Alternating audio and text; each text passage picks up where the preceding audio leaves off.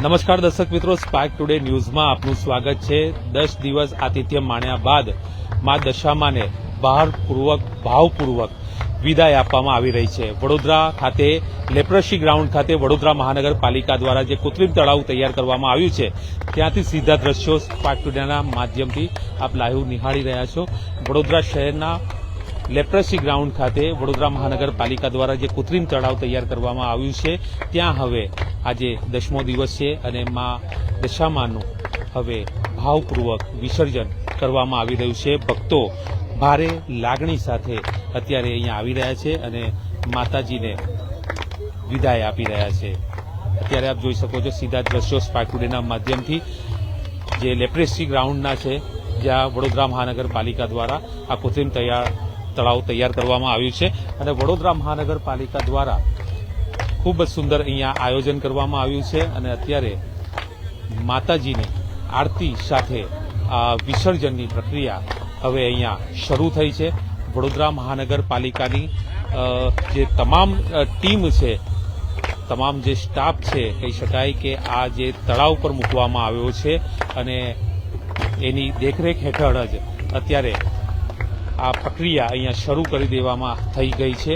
માતાજીના ભક્તો અહીંયા આવી રહ્યા છે અને ખાસ કરીને વડોદરા મહાનગરપાલિકા દ્વારા જે કૃત્રિમ તળાવ તૈયાર કરવામાં આવ્યું છે અને તમામ સુવિધાઓ અહીંયા ઊભી કરવામાં આવી છે। આપણે આસિસ્ટન્ટ મ્યુનિસિપલ કમિશનર તુવેર સાહેબ છે તેમની સાથે વાત કરીશું। સાહેબ, શું કહેવા માંગશો?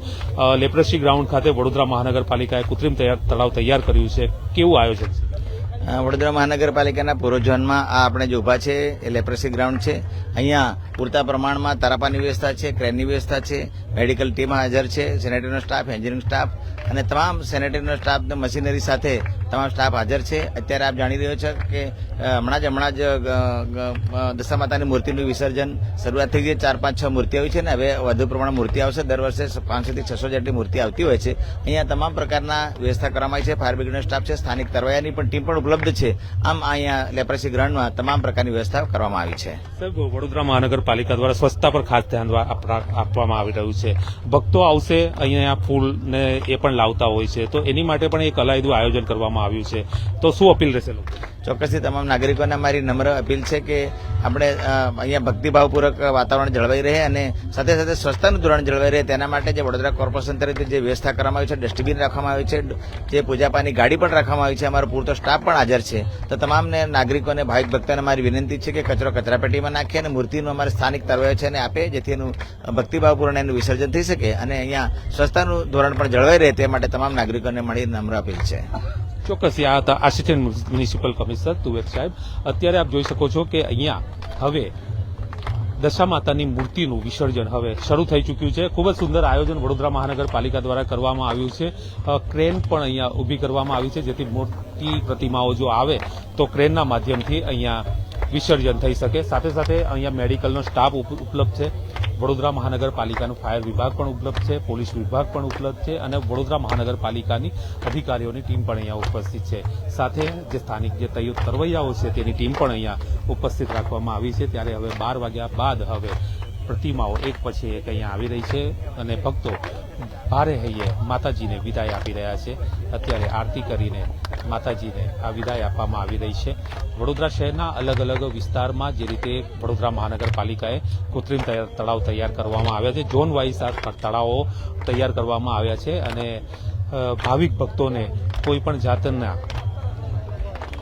પરિશ્રમ વગર મા દશામાનું વિસર્જન કરી શકે તે માટેની સુવિધા અત્યારે જોવા મળી રહી છે।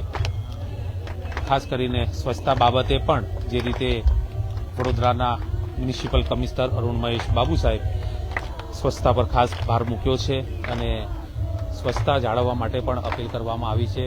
દર્શક મિત્રો, અહીંયા વડોદરાના પ્રથમ નાગરિક મેયર ગીતા મકવાણા પણ અહીંયા પહોંચ્યા છે અને માતાજીની આરતી કરી રહ્યા છે અને માતાજીના આશીર્વાદ લઈ રહ્યા છે। સાથે પૂર્વ સ્ટેન્ડિંગ કમિટી અધ્યક્ષ એવા ડોક્ટર હિતેન્દ્ર પટેલ પણ અહીંયા પહોંચ્યા છે, કાઉન્સિલર મનોજ પટેલ સહિત તમામ અધિકારીઓની ટીમ પણ અહીંયા ઉપસ્થિત છે।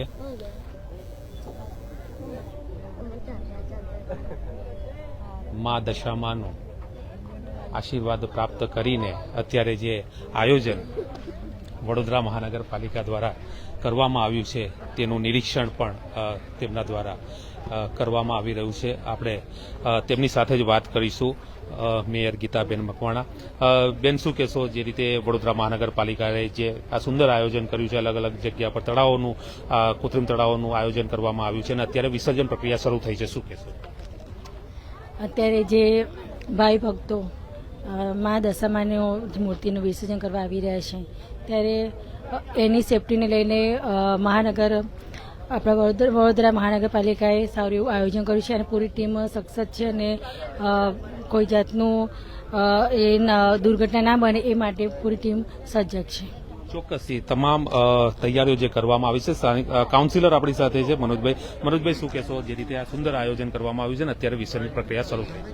આજ રોજ દશામાના વિસર્જનના દિવસે લેપ્રસી ગ્રાઉન્ડના વોર્ડ 5 ખાતે ખૂબ સુંદર આયોજન આપ જોઈ રહ્યા છો અને કોર્પોરેશનના બધા અધિકારીઓ અહીંયા ખડે પગે ઉભા છે. અમારા પૂર્વ સ્થાયી ચેરમેન શ્રી હિતેન્દ્રભાઈ, અમારા મેયરશ્રી આજે વિઝિટમાં આવ્યા છે. તમે જુઓ છો અહીંયા સીસીટીવી કેમેરા પણ અહીંયા લગાવ્યા છે, કાલ ઉઠીને કોઈ હાનિકારક ના થાય અને ખૂબ સુંદર આયોજન આપ જોઈ રહ્યા છો. દરેક ભાવિક ભક્તો અહીંયા શાંતિથી વિસર્જન કરી માતાજીની આરાધના કરી શકશે. માતાજીની આરાધના કરી રહ્યા શાંતિપૂર્વક માહોલમાં ત્યારે વિસર્જન થઈ ગયું છે.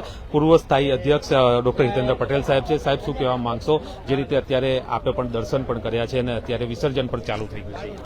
ચોક્કસ વડોદરા શહેર ધાર્મિક નગરી છે અને ધર્મની સાથે જોડાઈને દરેક મહિનામાં જે પણ સ્થિતિના આધારે એક યોજનાબદ્ધ એક સુવિધા આપવાની વાતને લઈને વડોદરા મહાનગરપાલિકા ઘણા વર્ષોથી પર્યાવરણને બચાવવાને લઈને જે જૂના તળાવો છે એની માવજત થાય અને કોઈ નુકસાન ન થાય જળચરને, એને ધ્યાને રાખીને હાલમાં જે દશામાનો છેલ્લો દિવસ છે 2026નો, એનું જે વિસર્જન છે એની સાથે શહેરના મેયર શ્રીમતી ગીતાબેન સાથે આ વિસ્તારના અમારા કાઉન્સિલર મનોજભાઈ, કેશુભાઈ, અન્ય તમામ આ પ્રેસ મિત્રોના માધ્યમથી પણ લોકો જોઈ રહ્યા છે જે સુવિધાઓ છે, રોડ રસ્તા, લાઇટિંગ, અન્ય તળાવની જે માવજત છે, આ બધું જ આખા શહેરમાં લગભગ બધી જ મૂર્તિઓનું વિસર્જન સારી રીતે થાય અને આના પછીના જે ગણેશજીના તહેવાર આવવાના છે એમાં પણ આપ જુઓ છો હાલમાં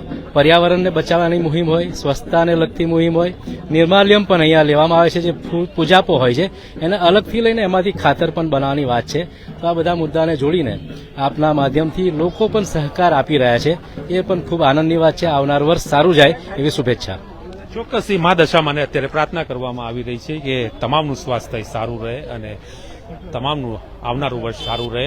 અને અત્યારે હવે મોટી સંખ્યામાં પ્રતિમા લઈને હવે ભક્તો અહીંયા પધારી રહ્યા છે અને એક પછી એક મા દશામાની પ્રતિમાઓનું વિસર્જન અહીંયા હવે શરૂ થઈ ચૂક્યું છે અને ભાવિક ભક્તો પણ મોટી સંખ્યામાં અહીંયા આવી રહ્યા છે. વડોદરા મહાનગરપાલિકા દ્વારા તૈયાર કરવામાં આવેલું આ લેપ્રસી મેદાન આજવા રોડ ખાતેનું અને તેમાં વડોદરા મહાનગરપાલિકા દ્વારા જે અલગ અલગ સુવિધા ઊભી કરી છે, લાઇટિંગ હોય કે પછી પ્રાથમિકની જે પણ સુવિધા હોય પ્રાથમિક જરૂરિયાતની, તે તમામ સુવિધાઓ અત્યારે અહીંયા સારી રીતે જોવા મળી રહી છે અને એ જ પ્રમાણે અહીંયા વિસર્જન પણ ખૂબ જ શાંતિપૂર્વક રીતે થઈ રહ્યું છે.